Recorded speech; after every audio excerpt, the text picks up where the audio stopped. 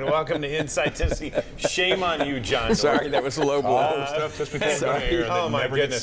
Sorry. We are so glad to have you on this Sunday morning. We hope you have a big cup of coffee. John North, my colleague, we are here to moderate. Susan Richardson Williams is a Republican, and she runs her own PR firm. Don Bosch is a Democrat, runs his own law firm. Good to have you. Good morning. Good morning. With us this morning is Speaker Cameron Sexton to break down where we stand in the legislative session. Mr. Speaker, we appreciate you making time for us.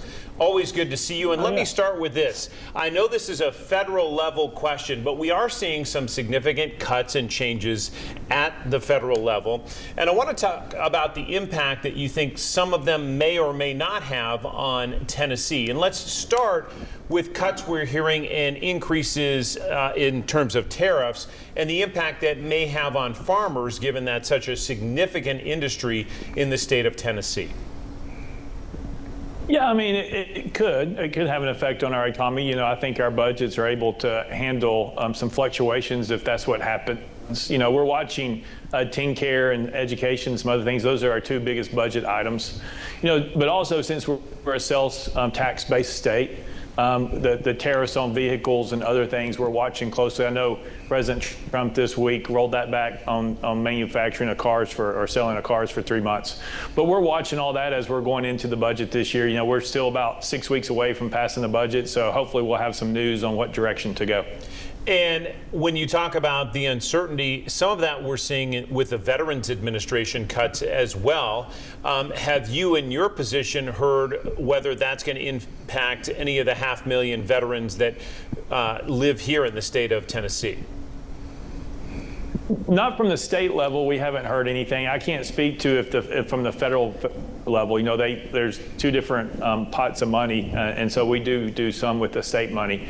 We haven't heard that impact. You know, we were a little concerned about teen care earlier this year, but my understanding, talking to teen care, is they haven't really made up their minds on that. I think the biggest issue that some states have is those states who have expanded. I think the thought process is it could be very real that the administration pulls back on the enhanced match on the expansion of the Medicaid program in various states. Mr. Speaker, I'll just follow up on John's line of questioning. I know you told us last year that sort of closing the Federal Department of Education was something that you wanted to see, and we now have a nominee by President Trump who's making it very clear. She told people in Washington this past week that she's going to be doing that. When will you start seeing signs? When will we start seeing signs that that's happening? Yeah, I'm not 100% sure. Look, I mean, if anything that would give additional money back to the state with more flexibility would be beneficial to us in education, I think. It's not saying that we're not going to continue to do those programs that the federal government was funding, but we may do it a little bit different, try to make it a little bit better and stronger. And so we're watching as well. You know, I have a contact at the White House. I sent them an email today and talked to them a couple of times about if they're looking at undoing education and making changes to teen care and putting in innovation and technology. We'd love to be a part of that conversation in the beginning, and hopefully they'll take us up on it, but we're willing to work with them to help Tennesseans. Mr. Speaker, the bill that passed this last week or this week maybe to sort of ban cell phones in schools. I think it passed the House, maybe not the Senate yet. Talk about that and what parents should know. Is it a local school board approval on that, or is it a total ban statewide? It's not yeah, I appreciate that. It's not a total ban. It's not a mandate. The mandate that the state put forth is they have to set a policy. And there's certain things to consider. They don't have to put that in place. It's their discretion. But when we talk to teachers and we talk to others in the education system, phones in the classroom is a very disruptive thing. And so we're asking for them to come up with a policy to help that. I think there are people who think that cell phones should be banned in the classrooms. That's not where the state's going right now. We're trying to put it in their policy and have them start thinking about that process. And when you say they, you mean each individual school board in the districts affected? Yes, the LEA, school boards, administration, yes. Right, it's not going to be something that the state legislature and the governor mandate, whether the school board wants it or not. No, we don't. It's a mandate that they have a policy about it, but it's not a mandate that they have to do it. Okay. So, Mr. Speaker, while we're on education, I do want to talk about something that I find distressing, and you can imagine where I might go with this. It relates to education. Out of committee, I believe earlier this week, by a 5-4 vote, meaning 3 Republicans, there was only 1 Democrat on the committee, voted to allow school boards to, 1, verify citizenship of children as young as 5, ostensibly in kindergarten, maybe even younger, and determine at that point whether they'll have to pay additional money to go to school or keep them from registering and going to school. Do you think this is something that will survive a floor vote and actually get to the reconciliation and the governor? We'll see. I think if it was taken on Wednesday this week, I believe that may be the Senate version that was 5-4, is my understanding. The House version's in a different posture than the Senate version. Ours is more of an opt-in, not a mandate like the Senate one is. So we'll see. We'll see what forms we end up in. I don't know. I think we're in a different place on the direction we want to go. We may have to go to conference on it in the end. But that was an interesting vote in committee because you're right. You know, in the Senate, a few Republicans did vote no, and it got out by 1 vote margin. And I believe that the law currently would not permit that bill to survive. Do you believe that interpretation as well? This may be a placeholder bill in the event the Supreme Court changes the current law? I haven't gone down that road, and I haven't really looked into the Senate version. You know, it's hard enough making sure that I stay on top of what's happening in the House, and our version's much different. I talked to the sponsor, William Lamberth. I'm not sure that we're going to adopt what the Senate has, at least at this process, without more conversations to questions like you have. But we're just in a different posture. I think our bill is more of they can do it if they want to, but they don't have to. But it does set the benchmarks where they do have to show documentation one way or the other. But after that, it becomes the school board or school system's decision. We're going to take a quick break on Inside Tennessee. Back with more of Speaker Cameron Sexton representing Crossville and overseeing a supermajority in the state legislature on the House side. Back with that right after this. Back on Inside Tennessee with Speaker Cameron Sexton. Again, good to have you with us, Mr. Speaker, from Nashville. And I want to rewind to the special session and just reflect on the voucher vote. It did pass. The governor got what he wanted, an expansion of school choice in the state. There have been some concerns about the dollar figure tied to it and whether at some point that money that the governor has said will come from a separate bucket might leak into other buckets that fund education, public education in the state. Do you have concerns about that, or do you think going forward, if this plan is in effect for next year and the years subsequent to that, there'll be enough money to pay for it? No, there'll be enough money to pay for it. It's a separate bucket. We already appropriated the money last year to the tune of about $145 million. That money was still available this year. It will be back in the budget. I'm sure there'll be an attempt potentially to try to take it out by some of those who were not in favor of the bill. But it's outside the TISA formula, and I see it remaining that way as long as I'm here. And I can't predict 20 years from now, but the goal is to have it outside TISA in a separate fund. And you don't think that lottery scholarship money will be affected by funding this program? Well, it's not funding the scholarship. The lottery money is funding the maintenance and the facilities and the capital outlays for the school systems, which is part of the bill. But what we did do with that is we said that if the lottery is short, then the lottery gets whole before that money gets sent to the maintenance fund for the LEAs across the state. So we feel like we're in a pretty good spot with that. Mr. Speaker, has any infrastructure been set up yet or anything to govern this? Because again, it looks like we sort of leapt into the fire without any boots. I haven't seen anything set up by way of management offices. Maybe you have. Can you tell us if there has been anything done to set up infrastructure to manage this program? Well, it would be part of the TISA allocation, and so that money would flow directly to the school systems. First we have to talk about how it's set up, and so first it's set up for $25 per student that goes to schools that are at risk. Not at risk. Those schools that are in economically disadvantaged areas, at risk disadvantaged areas, as well as high-performing schools and areas that see high growth in education. So all those school systems that fall in that category get $25 per student on top. And then it falls into a grant process where then what happens is the schools apply for the grant for extra things that they need for those who didn't apply, for those who got the $25 per student. And then that will go through the treasurer's office to make that determination on who would get the grant money for whatever issues they were trying to fix. Looking ahead to the rest of the session that we've got going, we are here in early March. You're guessing probably what, another 5 or 6 weeks maybe. I'm just curious if there are 2 or 3 big bills that you anticipate coming out of this. Yeah, well, I mean, we might be more 6 to 8 weeks. It depends. We're moving at a pretty good pace. The smaller subcommittees in the House, I think, has made us more efficient. It seems like we're performing better than we have. I think some of the big bills we're looking at, one is the Shelby County Memphis school system. I think we're working with the Senate to try to come with a solution. I think one of the biggest things you'll see in the bill that we propose, and we're going to talk about it more tomorrow when we do our presser, is to do a forensic audit of that school system based on all the knowledge that we know of potential fraud and abuse that may have been going on there for years. So I think you'll see us go into that route to uncover if there's anything like that going on. I think the other bills that you look at, the governor has a farmland protection conservation bill. We're hoping to get that through. We'll see. There's some questions on that. It's a bill that's backed by the Farm Bureau, obviously. And then there's other bills out there. Obviously, there's some constitutional amendments. Marcy's Law, the bill, being able to deny bail to violent criminals is a constitutional amendment. We're hoping to get those through this year.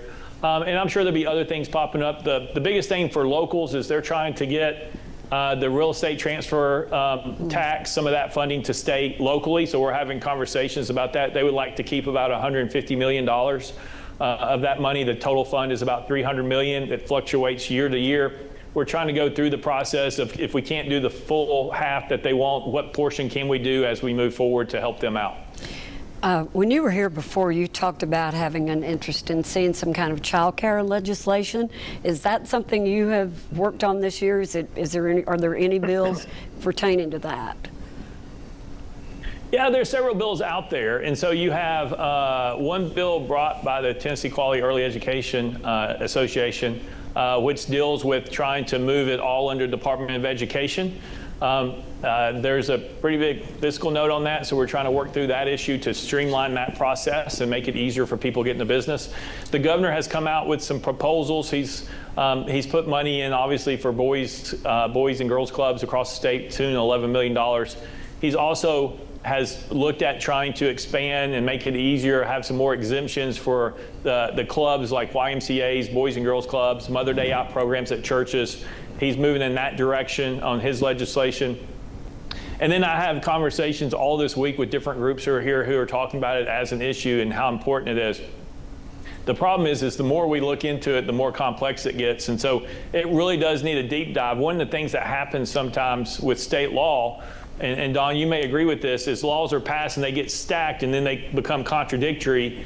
And all of a sudden, you got to take a step back and look at everything and see how you can right-size it and make it to where it's more smooth. And I think right now it's not smooth for us in the state. We're going to take another quick break on Inside Tennessee. Back with more from Speaker Sexton right after this. Back with Speaker Sexton. Susan. Yeah, in the past, we've seen a lot of gun legislation. The Voices for a Safer Tennessee organized after the shootings, the Covenant shootings, and they were very active trying to get in the special sessions and all that.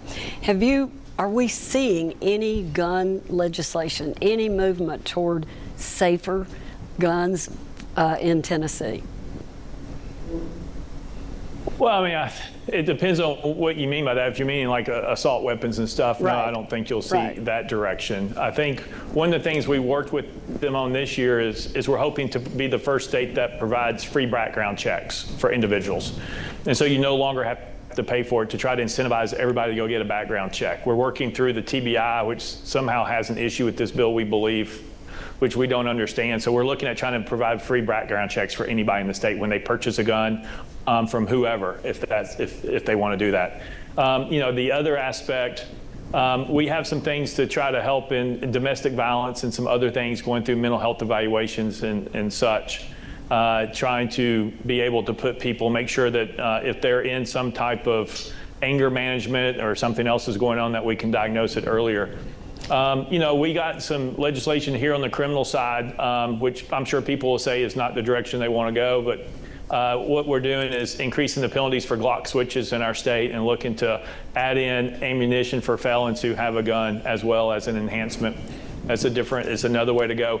But we've been trying to work with them on things that we think that are doable, and I think the free background checks is one of those things that we agreed on with them, though, in the end. Is that coming out of TBI's current budget, or does the legislature expect to give TBI, because they would be doing the background check, I assume, to give them extra money to do that?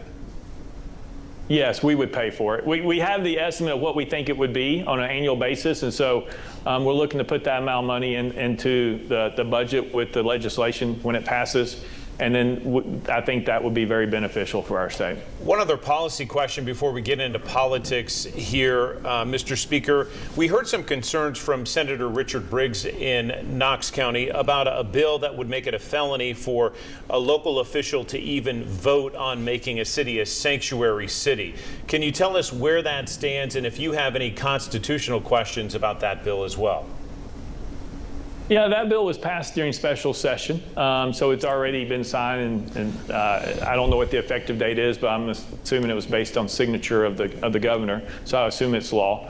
I'm sure at some point someone's going to challenge it, and we'll see what happens. There was not a provision in the bill, the clause that's needed sometimes if you're worried about a court overturning it. So if a court overturns it, then the whole thing goes away.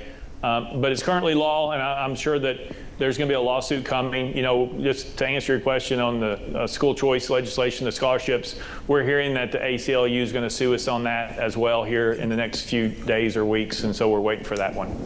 Mr. Speaker, I was nosing around the other day on YouTube, which is kind of one of my favorite things to do, and put your name in there, and I ran across a little spot that you did last year for Senator Marsha Blackburn when she was running to retain her seat, and wholeheartedly endorsing her and saying you were part of Team Marsha. So my question is, if Marsha Blackburn runs for governor, are you still part of Team Marsha or another team? You're a new free agent. Well, look, it's too early to say whose team anybody should be on. I mean, we're still over a year away from at least or close to a year away from qualifying deadline. We don't know everybody who's in the race. She hasn't officially announced. I know that people have said that she's running, and she may have told people she's thinking about running, but there's been no official announcement, so it would be a little early to say you support someone who has not officially entered into the race yet. Fair enough. And wandering farther out onto the icy covered lake, let me ask you this. Let's say she is elected governor, which leaves her spot open then. Who would you think should be a great senator to replace her? I want to hear this. Well, that would be her decision. So that would be up to her. If she would like to have my opinion, I'd be happy to give it. But you know, I would defer in. Look, one of the things that I've learned as being an elected official, especially with local politics sometimes, I don't intervene on the county commission or city council in Cumberland County or Putnam County unless they ask me to. Would you be interested? My parents... Well, I mean, it's one of those things. I'd be happy to have the conversation if she would want to go that route. I don't know if she would want to. I don't know if the timing right, if I would want to do it at the time. I'd be happy to have the conversation. You never say no until you have the opportunity to say yes or no. And so at this point, I would just wait and see what would happen. I'm going to ask about Cade Conklin. We've got just a little bit of time, and recently in the news, it was brought up that there's some belief that maybe you were cooperating with law enforcement agencies in the Cade Cothran and Speaker Cassida investigation. And I won't re-ask the question, were you wearing a wire? I live in that world as a professional. But do you expect to possibly testify in any trial against those two gentlemen? Yeah, I mean, from the very beginning, when we held the news conference, man, it's been a while ago, a couple years ago, I talked about that I been working with the FBI. They had come and visited and said, we need your help, and I assisted their investigation as much as I could or as much as they're willing to need me to. You know, that aspect of what they're talking about, that's between them and whatever they want to say publicly. Look, I've been subpoenaed by the defense. And I think if you look at the newest motion that was filed by the U.S. Attorney here in Middle Tennessee on the motion that was filed by the other side last week, they indicated that I would be called as a witness. So I think everybody should read that motion. I think that would probably answer the question that you were really wanting to ask that you politely didn't. didn't do. Every now and then I can even be polite, Mr. Speaker. So, Quick question before we wrap up. Thoughts on President Trump's speech to the House and Senate this week? Did you watch it? Do you have thoughts on it? I saw bits and pieces. I was at dinner with the lieutenant governor, and so didn't have the opportunity to see it full part. I got a lot of text messages and things from Speaker Johnson having to remove a member of Congress from the House floor for certain behavior. I got a lot of those. I've seen bits and pieces. Look, it's a speech. It's his vision. It's the way that he wants to go. He communicates well. I don't think anybody is unclear what he's trying to do. So from that standpoint, I wish him much success. As I said, we reach out to the White House and we're willing to help them on anything that we can do to help improve innovation, technology, and efficiency, not only at the federal government, but also at the state government. Speaker Sexton, we appreciate the time. Thank you very much, and we'll look forward to connecting with you either at the end or near the end of session. Thank you, sir. Thank you all. We'll be back with our talk around right after this. Back with our talk around, Susan Richardson Williams. Is Speaker Cameron Sexton still the most powerful politician in the state of Tennessee? I knew you were going to ask that at some point. Yes, he is. Yes, and why do you say that? Well, because number one, he oversees a lot of folks, and he's been reelected now a couple times. I think the governor, quite frankly, is become a lame duck. He got his voucher bill passed. I think he's looking forward to moving on and back to the farm or whatever he wants to do. And Lieutenant Governor McNally he's probably on his last term as Speaker. So Cameron is young, he's smart. He's from East Tennessee, which is a good thing. And so I do think he is still the most powerful politician. the three of us are glad you still consider him young. He is young. He is young. Don, I want to shift to a question that Susan asked the Speaker about what we heard from the President in a speech this week.